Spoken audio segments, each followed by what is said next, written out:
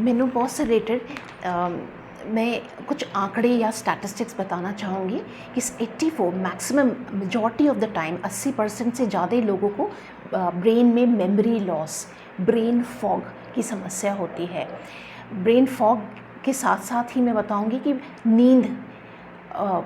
नींद में प्रॉपर नींद ना आना, जिसे इंसोम्निया कहते हैं, सोने में दिक्कत होना या सोने के बाद रात को आधी रात को नींद खुल जाना, रात को नाइट स्वेट, हॉट फ्लैशेस 70% लोगों को होते हैं।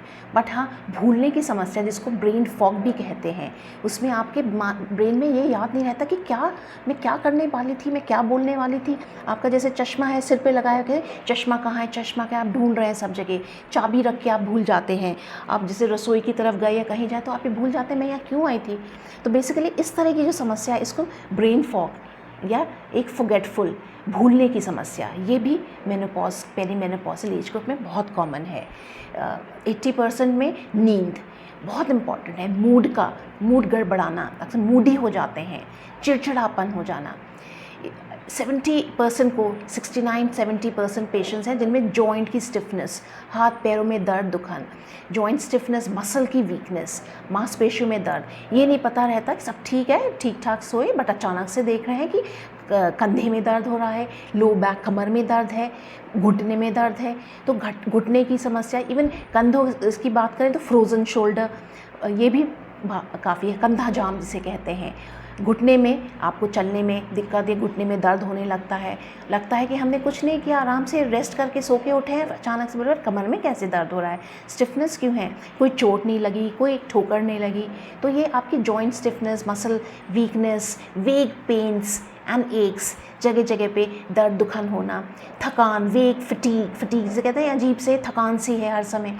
दूसरा, एबनॉर्मल यूट्राइन रीडिंग तो है महीने, या डिसफंक्शनल यूट्राइन यानी मासिक धर्म में समस्या है जिसमें कम होना, ज़्यादा होना या अनियमित होना, ना होना, ये भी होता है।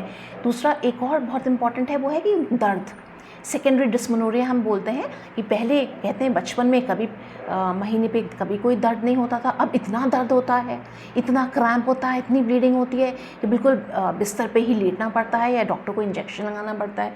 तो ये वाली समस्या भी बढ़ते उम्र में महीने के साथ आ जाती है। स्किन में ड्राइनेस, सूखापन, रूखापन, ये तो है ही। आपके चेहरे की, हाथ पैरों की, कहीं की भी स्किन है ड्राई हो जाती है, काले काले स्पॉट, हाइपर पिगमेंटेड स्पॉट्स आने लगते हैं, बाल की थिनिंग भी होने लगती है। दूसरा, वेजाइनल ड्राइनेस भी बहुत कॉमन है, वेजाइनल स्किन में ड्राइनेस होती है। यूरोजेनाइटल सिम्टम्स भी अर्ली, जल्दी ही होते हैं।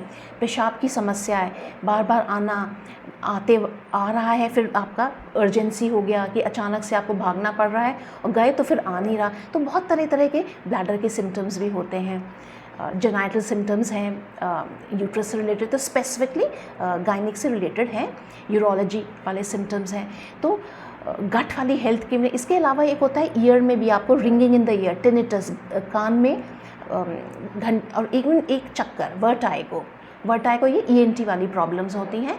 ये भी बहुत कॉमन हो जाती हैं बढ़ती उम्र में, जो हम मेनोपॉज में देखते हैं कि घंटी, अजीब सी आवाज़ें आना, टिनिटस कहते हैं इसको, चक्कर से आना, वर्टाइगो। तो स्किन चेंजेस, ये आम हमारी प्रॉब्लम्स होती हैं जो लेडीज़ को अफेक्ट करती हैं।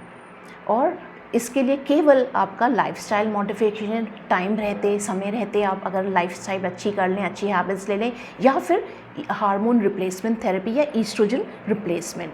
और ईस्ट्रोजन रिप्लेसमेंट में भी मैं एक वर्ड में, ये 2-3 लाइन में कहना चाहूँगी कि ईस्ट्रोजन रिप्लेसमेंट, यदि आपकी यूट्रस है तो आपको सचेत होना पड़ता है, आपको प्रोजेस्टेरॉन भी साथ में लेना पड़ता है। बट यदि यूट्रस नहीं है, यानी हिस्टेरेक्टमी हो चुकी है, तो आप ईस्ट्रोजन रिप्लेसमेंट काफ़ी आसानी से कर सकते हैं, प्रोजेस्टेरॉन लेने की भी ज़रूरत नहीं होती। तो आप इसके बारे में अपने डॉक्टर से मिल सकते हैं, डिस्कस कर सकते हैं, ताकि आप अर्ली एग्रेसिव ट्रीटमेंट हार्मोन का ले सकें और एक अच्छी लाइफ लीड कर सकें।